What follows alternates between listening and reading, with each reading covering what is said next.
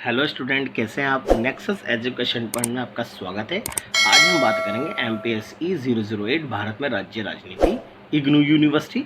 Topic है राज्य राजनीति का विश्लेषण करते हुए मार्क्सवादी दृष्टिकोण बताइए। तो बच्चों, राजनीति के ऊपर कार्ल मार्क्स का विचार पूछ सकता है आपके क्वेश्चन में। चलिए देखते हैं राज्य राजनीति का विश्लेषण करते हुए मार्क्सवादी दृष्टिकोण क्या है।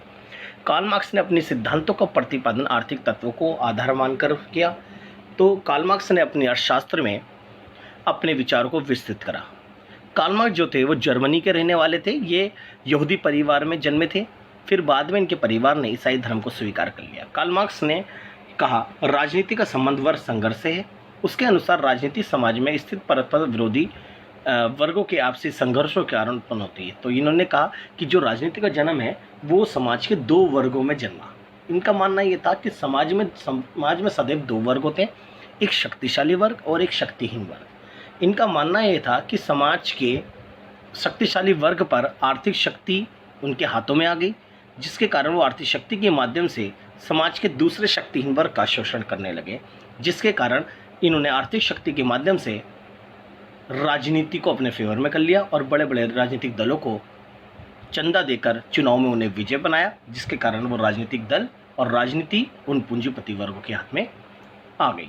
क्योंकि समाज में सदैव जो परस्पर विरोधी वर्ग होते हैं, यानी दो, और इन दो वर्गों में से जो वर्ग आर्थिक रूप से अधिक शक्तिशाली होता है वह राजनीति का प्रयोग अपने हितों के लिए करता है। ये तो आपको समझ में आ गया होगा। इस प्रकार मार्क्स के अनुसार समाज में आर्थिक असमानता के कारण ही राजनीति का जन्म हुआ। तो समाज में असमानता यानी किस किस में, शक्तिहीन वर्ग और शक्तिशाली वर्ग में असमानता हुई, और जिसके कारण राजनीति का जन्म हुआ। और पूंजीपति वर्ग इस राजनीति को एक यंत्र के रूप में, शोषण के यंत्र के रूप में इसका प्रयोग करने लगे। इस राजनीति को गरीब के शोषण के लिए इस्तेमाल किया। पूंजीवादी वर्ग राजनीति के माध्यम से निर्धन वर्ग पर नियंत्रण रखने का प्रयास करता है। अतः मार्क्स ने इस राजनीति का अंत शक्तिहीन वर्ग की क्रांति से बताया। इन्होंने बोला कि जो पूंजीवादी शासन में जो राजनीति का अंत जो होगा वो केवल शक्तिहीन वर्ग की क्रांति से ही बताया है। और कार्ल मार्क्स ने बोला कि जब क्रांति के बाद जो सरकार बनेगी गरीबों की, वो बनेगी साम्यवादी सरकार। यानी साम्यवादी सरकार में जो राजनीति होगी वो गरीबों की होगी, यानी समाज के सभी लोगों के लिए। अब राजनीति जो होगी वो शोषण के लिए नहीं होगी, वो जनता के कल्याण की नहीं होगी। इसलिए राजनीति कार्ल मार्क्स के अनुसार जो पूंजीवादी शासन में राजनीति होती है वो शोषण के यंत्र के रूप में होती है, जबकि साम्यवादी शासन व्यवस्था में जो राजनीति होगी वो कल्याण के रूप में होगी। अब बात करते हैं राज्य राजनीति पर कार्ल मार्क्स का दृष्टिकोण। पहला है राज्य का आधार आर्थिक रूप। जी, कार्ल मार्क्स ने राज्य का आधार आर्थिक रूप कहा। इनने बोला कि राज्य का जो जन्म हुआ है वो केवल आर्थिक शक्ति के आधार पर हुआ है, क्योंकि समाज में पूंजीपतियों के पास आर्थिक शक्ति के आने के बाद उन्होंने अपने राज्य का जन्म कर दिया। उनका राज्य का स्वरूप हुआ वो पूंजीवादी हुआ।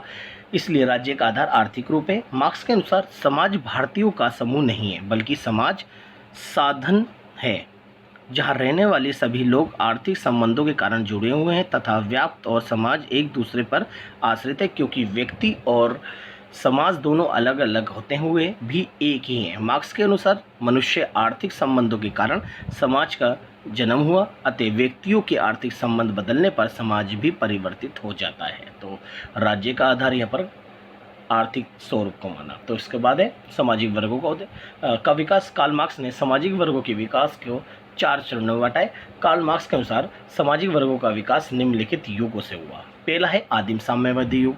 तो ध्यान से समझना सामाजिक वर्ग कैसे बने। सामाजिक वर्ग का मतलब है समाज में जो दो वर्ग है ना, उन दो वर्गों का जन्म कैसे हुआ, यहाँ पर इन्होंने कार्ल मार्क्स ने अपनी विचारधारा दी। इसने बोला आदिम साम्यवादी युग। कार्ल मार्क्स ने बोला आदिम साम्यवादी युग में लोगों की आवश्यकताएं सीमित थी और उनकी आवश्यकताओं को पूरा करने वाले संसाधन ज़्यादा थे। इसलिए यहाँ पर लोग शांतिपूर्ण तरीके से आपसी भाईचारे के साथ इस युग में रहते थे। यहाँ पर ना तो कोई स्वार्थी था ना कोई लोभी।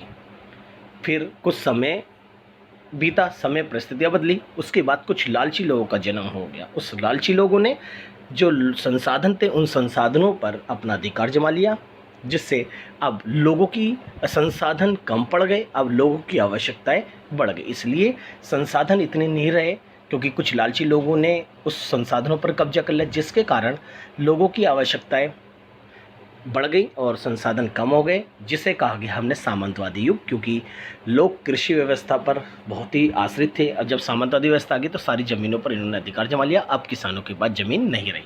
तो सामंतवादी युग में फिर आया दास प्रथा। अब सामंतवादी लोगों ने क्या काम करा, पूंजी जिन जिन के हाथ में संसाधन आ गए तो उन संसाधनों को बढ़ाने के लिए उन्होंने लोगों को गुलाम बनाना स्टार्ट कर दिया। लोगों को गुलाम, क्योंकि गुलाम में कोई तनख्वाह नहीं देनी पड़ती, बस गुलामों को 2 रोटी दो, 2 वक्त की रोटी, और अपना काम करवाओ और अपनी संपत्ति को बढ़ाते रहो। तो यहाँ पर दास प्रथा का युग आ गया और दास प्रथा में लोगों की संपत्ति बढ़ने लगी। इसके कारण फिर आया पूंजीवादी। अब समाज में जो दासों के माध्यम से जो समाज में जो संपत्ति उद्योगों में लाई थी, उस उद्योग से सारी संपत्ति कमा ली और सारी संपत्ति समाज की वो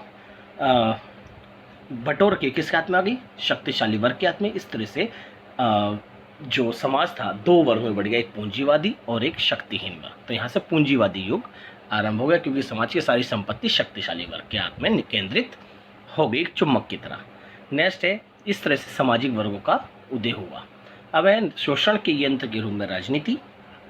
जी, मैंने बताया कि कार्ल मार्क्स के अनुसार समाज में जो शक्तिशाली वर्ग होता है वो आर्थिक शक्ति उसके हाथ में होती है, इसलिए उसे पता है कि अगर मैं गरीबों का शोषण करूंगा तो शोषण से परेशान होकर लोग पुलिस या सरकार के पास जाएंगे और सरकार उन पूंजीपतियों के खिलाफ कोई एक्शन ना ले या कोई ऐसा कानून पास ना करे। इसलिए सारे पूंजीपति बड़े बड़े राजनीतिक दलों को चंदा देते हैं चुनाव में, और चुनाव में वो इस आस से पैसा लगाते हैं क्योंकि उनका कोई उम्मीदवार जीत जाए और सरकार उनके हित के लिए करे।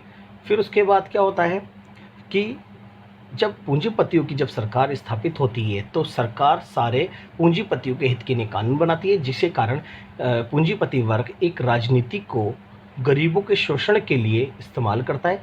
इसलिए कहा गया कार्ल मार्क्स ने शोषण के यंत्र के रूप में राजनीति, और राजनीति गरीबों का शोषण को बढ़ावा देती है। तो नेक्स्ट है वर्ग संघर्ष का सिद्धांत। तो कार्ल मार्क्स ने वर्ग संघर्ष के सिद्धांत का प्रतिपादन किया, और इन्हें वर्ग संघर्ष सिद्धांत क्या था। श्रमिकों की क्रांति के पश्चात पूंजीवादी वर्ग समाप्त हो जाएगा, जिससे वर्ग विहीन राज्य की स्थापना होगी। इसका कहने का मतलब है कि जब समाज में पूंजीपति वर्ग गरीबों का शोषण करेगा और शोषण से परेशान होकर जब गरीब पूंजी क्रांति कर देंगे, क्रांति में समाज में 2 वर्ग होंगे, एक शक्तिशाली वर्ग और एक शक्तिहीन वर्ग। और इस क्रांति में उसकी विजय प्राप्त होगी जिसकी सदस्य संख्या ज़्यादा होगी। समाज में सबसे ज़्यादा कौन होते हैं, गरीब। इसलिए गरीब सारे पूंजीपतियों का खात्मा कर देंगे। अब समाज में केवल एक वर्ग बचेगा, वो एक वर्ग होगा गरीब वर्ग, यानी शक्ति वर्ग विहीन समाज, यानी सारे पूंजीपतियों का खात्मा हो जाएगा। तो यहाँ पर वर्ग संघर्ष से जो राजनीति होगी उसका अंत हो जाएगा, यानी इस पूंजीपति खत्म हो जाएंगे। परंतु ऐसे समाज में राज्य की भूमिका महत्वपूर्ण रहेगी, क्योंकि उस युग में भी विवाद अवश्य होगा, परंतु ऐसे विवाद शत्रुतापूर्ण नहीं होंगे। अतः क्रांति के बाद वर्ग विहीन समाज की राज्य की स्थापना होगी और इसके अंतर्गत विवादों का समाधान हो जाएगा, और वर्ग संघर्ष के बाद साम्यवादी सरकार की स्थापना होगी। इसके बाद है क्रांतिकारी क्रिया के रूप में राजनीति।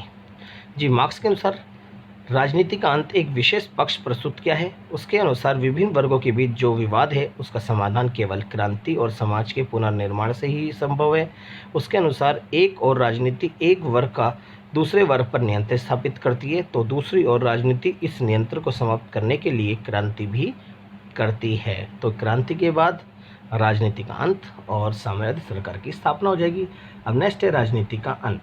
जी, आपको मैंने बताया कि राजनीति का अंत केवल गरीबों की क्रांति से होगा। जब समाज में 2 वर्ग होंगे और 2 वर्ग में जब शक्तिहीन वर्ग शक्तिशाली वर्ग का अंत कर देंगे तो शक्तिशाली वर्ग की राजनीति का भी अंत हो जाएगा।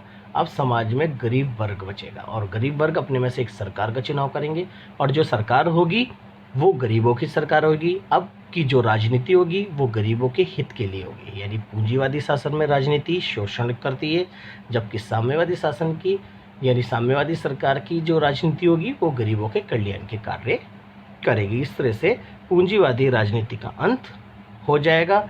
ये थे कार्ल मार्क्स के राज्य राजनीति पर विचार। तो अगर आपको हमारी वीडियो अच्छी लगी हो तो हमारे चैनल को सब्सक्राइब करें, लाइक कमेंट शेयर करना ना भूलें।